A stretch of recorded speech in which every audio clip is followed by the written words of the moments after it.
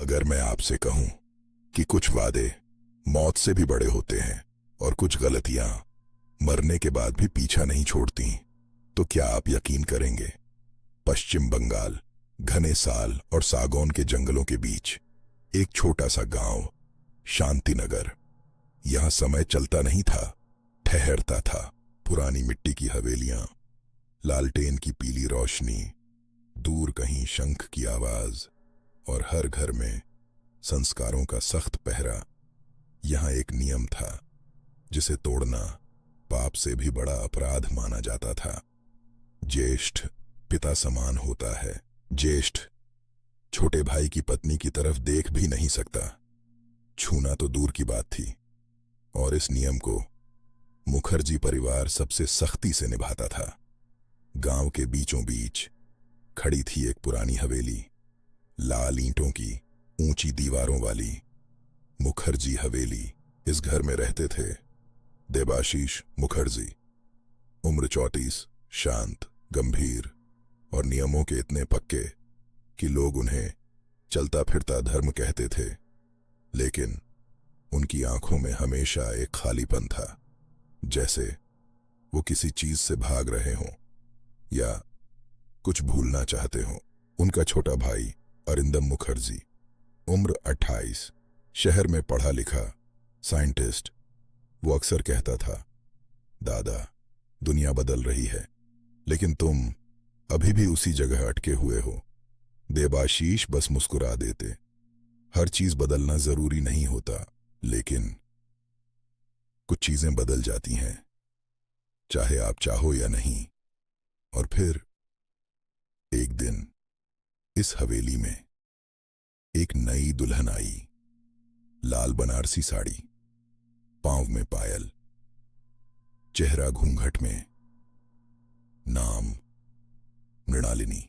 जब उसने पहली बार हवेली की देहरी पार की तो एक पल के लिए हवा रुक गई, शंख की आवाज धीमी पड़ गई और देबाशीष, जो दरवाजे के पास खड़े थे, उन्होंने पहली बार उसे देखा, बस एक पल के लिए। और उसी पल उनके दिल में कुछ टूट गया, या शायद कुछ जाग गया। उन्होंने तुरंत नजरें झुका लीं, लेकिन उस एक पल में एक सवाल उनके अंदर पैदा हो चुका था। मैं इसे पहले क्यों जानता हूं? शादी की रस्में खत्म हुई, हंसी, गीत, उलूध्वनि, सब कुछ सामान्य था। लेकिन किसी को नहीं पता था कि इस घर में कुछ और भी आ चुका है। रात, हवेली शांत थी, सब सो चुके थे, लेकिन एक दरवाजा धीरे से खुला। मृणालिनी अपने कमरे से बाहर आई। उसके कदम बहुत हल्के थे, जैसे वो इस घर को पहले से जानती हो। वो बिना रुके सीधे चलती गई और जाकर रुकी देबाशीष के कमरे के सामने। दरवाजा बंद था। वो कुछ सेकंड वहीं खड़ी रही, फिर धीरे से बहुत धीमी आवाज में बोली, तुमी चिंते पारचो ना। अंदर देबाशीष की आंख अचानक खुली। उनका दिल तेजी से धड़कने लगा। उन्होंने दरवाजा खोला। कोई नहीं, सिर्फ एक ठंडी हवा जो उनके चेहरे से टकराई। लेकिन उस हवा में एक जानी पहचानी खुशबू थी, जली हुई लकड़ी की। अगली सुबह सब कुछ सामान्य था। रसोई में बर्तनों की आवाज, आंगन में लोग, लेकिन देबाशीष अब सामान्य नहीं थे। उनकी नजर बार बार मृणालिनी पर जा रही थी, और अजीब बात यह थी कि हर बार मृणालिनी पहले से ही उनकी तरफ देख रही होती, जैसे वो उनके देखने का इंतजार कर रही हो। धीरे धीरे मृणालिनी ने वो करना शुरू किया जो किसी ने उससे नहीं कहा था। देबाशीष की पसंद की चीजें बिना पूछे, बिना बताए। मछली का वही झोल जो उनकी मां बनाती थी, चाय में वही स्वाद जो उन्हें पसंद था। उनकी कुर्सी पर वही गद्दा जिस पर वो सालों से बैठते थे। देबाशीष ने नोटिस किया, लेकिन कुछ कहा नहीं, क्योंकि उनके पास कोई जवाब नहीं था। उस रात देबाशीष सो नहीं पाए। उनकी आंखों के सामने बार बार वही चेहरा, वही आंखें और एक आवाज तुम मुझे भूल गए, उन्होंने खुद से कहा। मैं इसे नहीं जानता, मैंने इसे कभी नहीं देखा। लेकिन उनका दिल कुछ और कह रहा था। अगले दिन एक घटना हुई जिसने सब कुछ बदल दिया। देबाशीष मृणालिनी के कमरे के पास से गुजर रहे थे। दरवाजा थोड़ा खुला था। उन्होंने अंदर झांका। मृणालिनी बैठी थी। उसके हाथ में एक पुरानी तस्वीर थी। देबाशीष रुक गए। उन्होंने ध्यान से देखा और उनके पैरों के नीचे से जमीन खिसक गई। तस्वीर में वो खुद थे, लेकिन आज के नहीं, बहुत पुराने कपड़ों में, और पीछे वाराणसी का घाट। देबाशीष अंदर चले गए। ये कहां से मिली? मृणालिनी चौंक गई। उसने तुरंत तस्वीर छुपा ली। कुछ नहीं। मृणालिनी ने धीरे से उसकी तरफ देखा। उसकी आंखों में कुछ ऐसा था जो शब्दों में नहीं आ सकता था। तू मीम ने करते पारचोना। फिर वही बात, क्या याद करूं मैं? मृणालिनी की आंखों में आंसू आ गए, लेकिन उसकी आवाज बहुत शांत थी। आमी शुद्धू तो मां के मने कराते काय। देबाशीष ने सख्ती से कहा, बस तुम भूल रही हो, मैं तुम्हारा ज्येष्ठ हूं। ये सब पाप है। मृणालिनी मुस्कुराई, एक अजीब दर्द भरी मुस्कान। तुम्हें याद नहीं है? ठीक है, मैं याद दिला दूंगी। उस रात हवेली में पहली बार कुछ हिला। रसोई के बर्तन अपने आप हिलने लगे। दीवार पर गीले निशान उभरने लगे और धीरे धीरे एक शब्द बना, आग। देबाशीष की सांस रुक गई और उसी पल उनके दिमाग में एक झलक आई। जलता हुआ घर, एक लड़की और उसका हाथ जो उनसे छूट रहा था। देव, मत जाओ। देबाशीष चीखकर उठ बैठे। नहीं। उनकी सांस तेज थी, दिल जोर से धड़कने लगा और आंखों से आंसू बह रहे थे। मैंने ये सब कब देखा? लेकिन अंदर कहीं एक जवाब था। तुमने देखा था, बस भूल गए। उसी रात आईने के सामने मृणालिनी खड़ी थी। उसका चेहरा धीरे धीरे बदल रहा था। आंखें गहरी, सांसें भारी। तुमिया मां के चेडेगी ये छीले, इस बार मैं नहीं छोड़ूंगी। आईने में उसके पीछे एक और चेहरा उभरा, जला हुआ, टूटा हुआ, लेकिन मुस्कुराता हुआ। और उसी पल इस कहानी ने अपना असली रूप लेना शुरू किया, क्योंकि अब ये सिर्फ एक शादी की कहानी नहीं थी। ये एक अधूरे वादे की कहानी थी। एक ऐसे प्यार की जो मरकर भी खत्म नहीं हुआ, और अब वो वापस आया था, पूरा होने के लिए या सब कुछ खत्म करने के लिए। क्या सच सामने आएगा या फिर से सब कुछ जल जाएगा? कुछ सच धीरे धीरे नहीं आते। वो पहले एहसास बनते हैं, फिर शक, और फिर डर। शांतिनगर, मुखर्जी हवेली। अब ये घर पहले जैसा नहीं रहा था। दीवारें वही थीं, आंगन वही था, लालटेन की रोशनी भी वही थी, लेकिन हवा बदल चुकी थी। और सबसे पहले ये बदलाव महसूस किया देबाशीष ने। अब वो हर चीज नोटिस कर रहे थे। मृणालिनी की चाल, उसकी खामोशी, उसकी नजरें, और सबसे ज्यादा उसका इंतजार करना। हाँ, वो इंतजार करती थी हर रोज, ठीक उसी समय जब देबाशीष बाहर से लौटते। वो दरवाजे के पास खड़ी होती, जैसे किसी अपने का इंतजार कर रही हो, लेकिन वो उसका कुछ नहीं लगता था, या शायद सब कुछ लगता था। देबाशीष ने खुद से कहा, यह सब गलत है, ये सिर्फ एक वहम है, मैं उसे नहीं जानता। लेकिन हर बार जब वो उसकी आंखों में देखते, उन्हें लगता मैं इसे छोड़ चुका हूं, और यही एहसास उन्हें अंदर से तोड़ रहा था। एक शाम बारिश हो रही थी। हवेली की छत पर गिरती बूंदों की आवाज, आंगन में पानी जमा हो चुका था। मृणालिनी बरामदे में खड़ी थी, भीगती हुई, जैसे उसे बारिश से कोई डर नहीं था। मृणालिनी धीरे धीरे उसके करीब आई। बारिश की बूंदें उसके चेहरे से गिर रही थीं। वो रात, देबाशीष का दिल धड़कने लगा।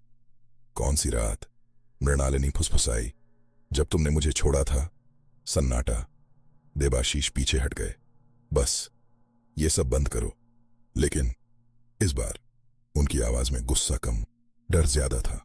मृणालिनी फुसफुसाई। जब तुमने मुझे छोड़ा था। सन्नाटा। देबाशीष पीछे हट गए। बस ये सब बंद करो। लेकिन इस बार उनकी आवाज में गुस्सा कम, डर ज्यादा था। उसी रात देबाशीष सो रहे थे। अचानक उन्हें लगा कोई उनके कमरे में है। उन्होंने आंख खोली। दरवाजा खुला था और फर्श पर गीले पैरों के निशान। धीरे धीरे उनके बिस्तर की तरफ आते हुए। कोई जवाब नहीं, लेकिन बिस्तर के पास कोई बैठ गया। गद्दा हल्का सा दबा और फिर एक आवाज, बहुत पास, बहुत धीमी। तुम्ही परठी श्रुति दिए चिले। देबाशीष झटके से उठे। कमरा खाली था, लेकिन उनके कंधे पर एक गीला हाथ था। उनकी सांस अटक गई। कौन है? कोई जवाब नहीं, लेकिन बिस्तर के पास कोई बैठ गया। गद्दा हल्का सा दबा और फिर एक आवाज, बहुत पास, बहुत धीमी। तुम्ही परठी श्रुति दिए चिले।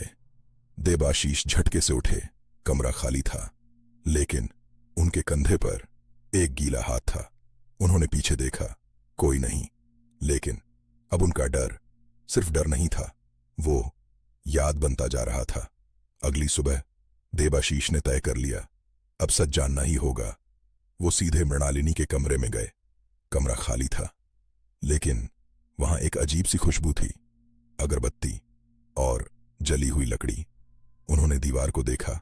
वहां हल्के हल्के जले हुए निशान थे, जैसे कभी वहां आग लगी हो। देबाशीष का दिल जोर से धड़कने लगा। ये पहले क्यों नहीं देखा मैंने? तभी पीछे से आवाज, क्योंकि तुम देखना ही नहीं चाहते थे। देबाशीष मुड़े। मृणालिनी दरवाजे पर खड़ी थी। इस बार उसकी आंखें अलग थीं, गहरी, थकी हुई और कहीं ना कहीं गुस्से से भरी। तुम सच से भाग रहे हो देबाशीष, और तुम मुझे डराने की कोशिश कर रही हो। मृणालिनी हल्का सा हंसी, लेकिन वो हंसी सामान्य नहीं थी। टीरिया, डर तो मुझे तब लगा था जब मैं जल रही थी। कमरे का तापमान अचानक गिर गया। देबाशीष फ्रीज। क्या कहा तुमने? मृणालिनी धीरे धीरे उसके पास आई। तुम्हें कुछ भी याद नहीं है, ना वो आग, ना वो चीख, ना वो वादा। देबाशीष पीछे हटते गए। बस बहुत हुआ, लेकिन उनकी आवाज कांप रही थी। मृणालिनी उसके बिल्कुल सामने आ गई और धीरे से फुसफुसाई, मैं तुम्हें याद दिलाऊंगी, एक एक पल, तुम्हारी आखिरी सांस तक। अचानक उसकी आंखें पूरी तरह काली हो गईं और अगले ही पल सब नॉर्मल, जैसे कुछ हुआ ही नहीं। देबाशीष वहीं खड़े रह गए। उनका दिमाग अब उनका साथ नहीं दे रहा था। उसी शाम अरिंदम घर लौटा। उसने देबाशीष को देखा और तुरंत समझ गया कुछ गलत है। दादा, तुम ठीक हो? देबाशीष ने नजरें चुरा लीं। हाँ, लेकिन अरिंदम साइंटिस्ट था। वो सिर्फ जवाब नहीं, पैटर्न देखता था। और उसने देखा मृणालिनी अपने पति से दूर, लेकिन देबाशीष के आसपास हर समय, जैसे वो उसके लिए आई हो। उस रात अरिंदम ने एक्सपेरिमेंट शुरू किया। उसने कमरे में रिकॉर्डर रखा और धीरे से बोला, अगर यहां कोई है तो सामने आओ। फिर और एक आवाज रिकॉर्ड हुई, आमी फिरिची। अरिंदम की आंखों में चमक आ गई। डर नहीं, जिज्ञासा। ये सच है, यहां कोई है और वो कम्युनिकेट कर रही है। अगले दिन अरिंदम ने मृणालिनी से पूछा, तुम्हें वाराणसी के बारे में क्या पता है?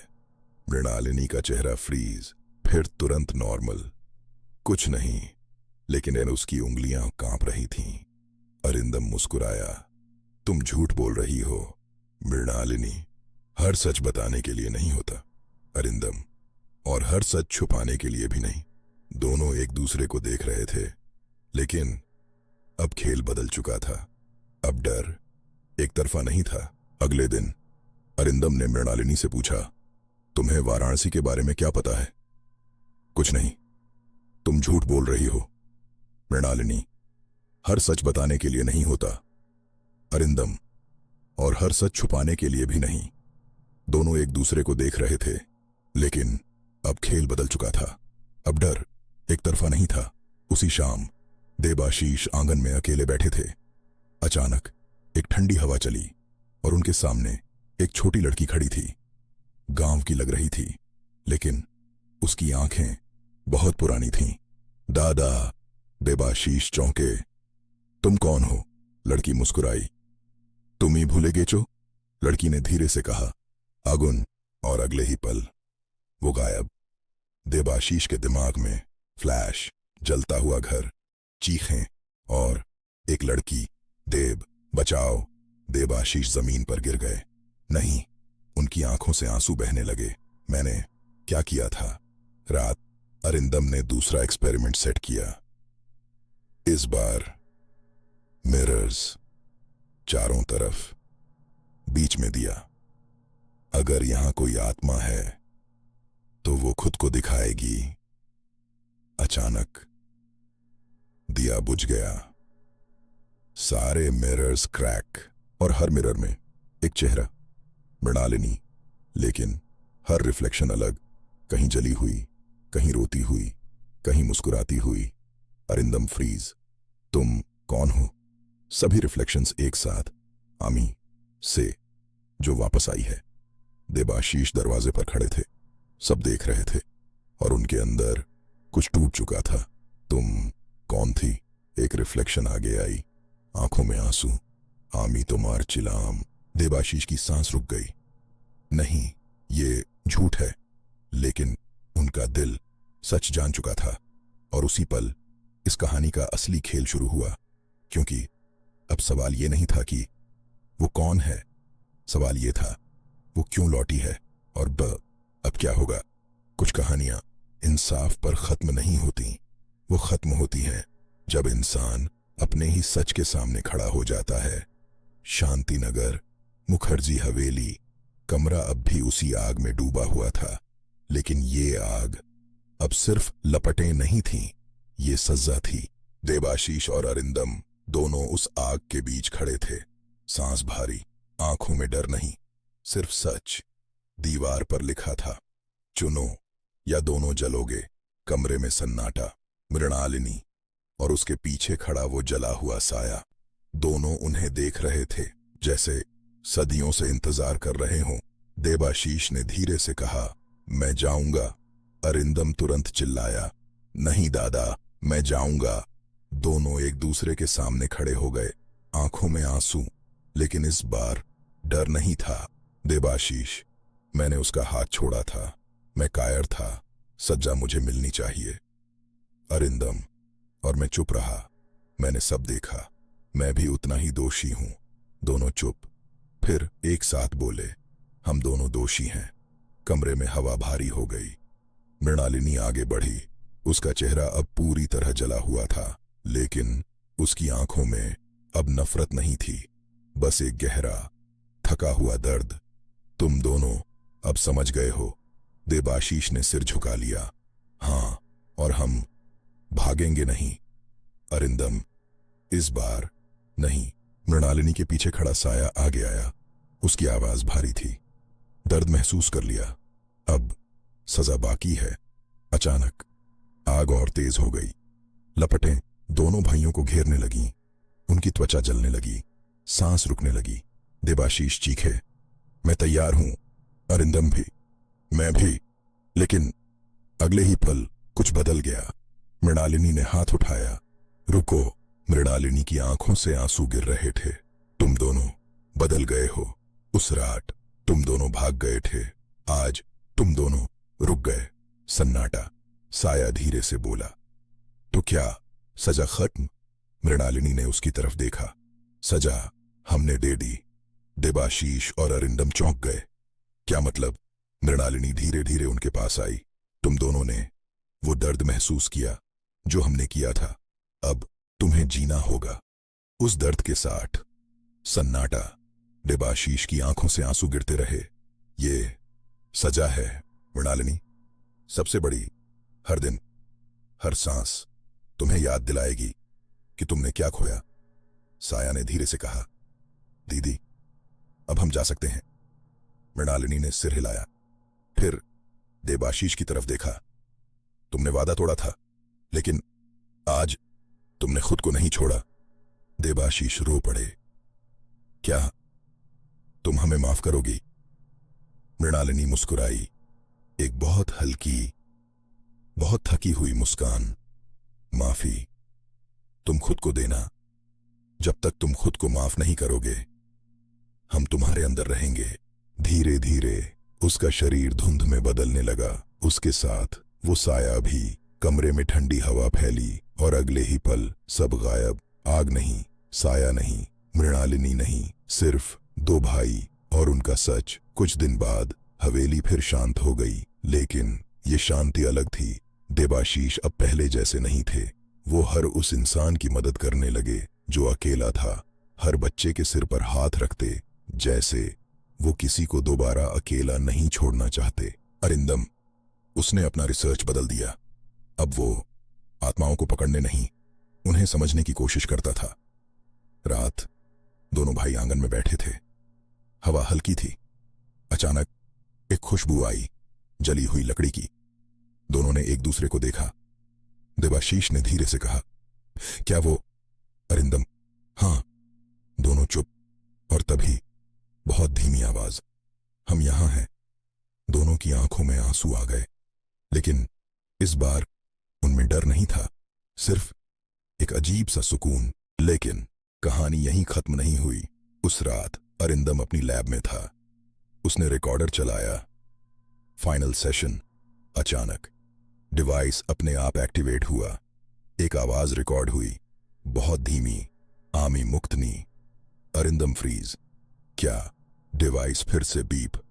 ओए आगून, आरेकन चिल। अरिंदम की आंखें फैल गईं।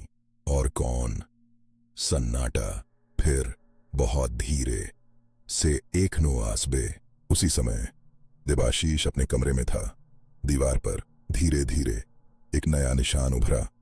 मैं वापस आऊंगा। देबाशीष की सांस रुक गई और उसके पीछे आईने में एक नया चेहरा, जला हुआ लेकिन मुस्कुराता हुआ। और वो मृणालिनी नहीं था। कहानी खत्म नहीं हुई, ये तो बस शुरुआत थी।